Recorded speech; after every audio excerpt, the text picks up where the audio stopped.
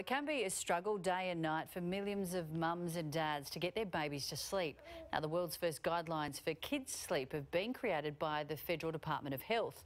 It's recommended that preschoolers aged between 3 and 5 need 10 to 14 hours a night.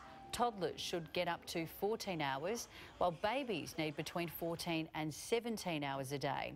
The World Health Organisation is now considering endorsing the new guidelines. Our new physical activity guidelines have also been released, including screen time recommendations for young children under 5. Parenting expert Claire Orange joins us now. Hi there, Claire. Hey, Emmy. Let's talk tech. Apparently children under 2 should have no screen time at all, while children up to 5 just 1 hour a day. How realistic is this?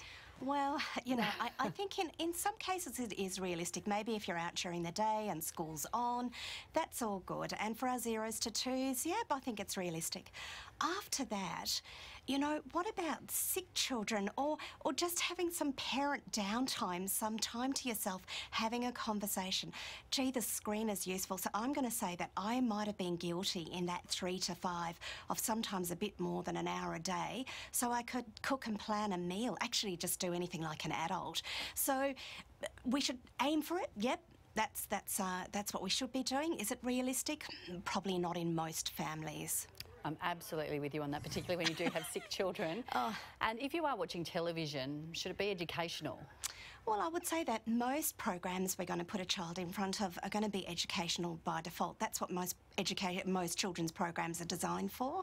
So yes, absolutely, it should be educational. And of course, the education in any program is heightened if you as a parent are part of that learning experience. So making sure that you check in, you talk about the language, you ask questions, that's what makes a television show educational. So we should get, you know, in there with our kids and do some screen watching with them. It's great for their development.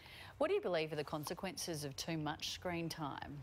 Well, there's lots of consequences, Emmy, and I think every parent out there will know them. You know, too much screen time can influence sleep, it can influence behaviour.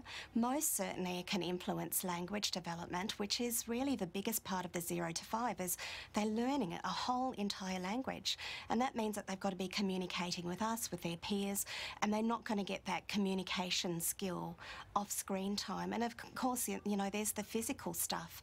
So too much screen time, and this is where the study results came out with that children being sedentary, too sedentary, when they spend too much time in front of the screen. So we know that for our little ones, getting out there, experiencing the physical world, playing with each other, learning those skills is really important, which you just don't get in front of a screen. And it is the best way to tire them out, probably. Look, absolutely. These new guidelines also recommend 30 minutes of tummy time spread over the day for infants. Yeah, and again, I mean, this is fundamental, and I think as parents, sometimes we can go into the walkers, the bassinets that sort of sit at that 45-degree angle, and for periods of time, yep, they are useful, but tummy time for our babies is actually tied to so much of their development, their core strength, their ability to climb, to support their own body weight.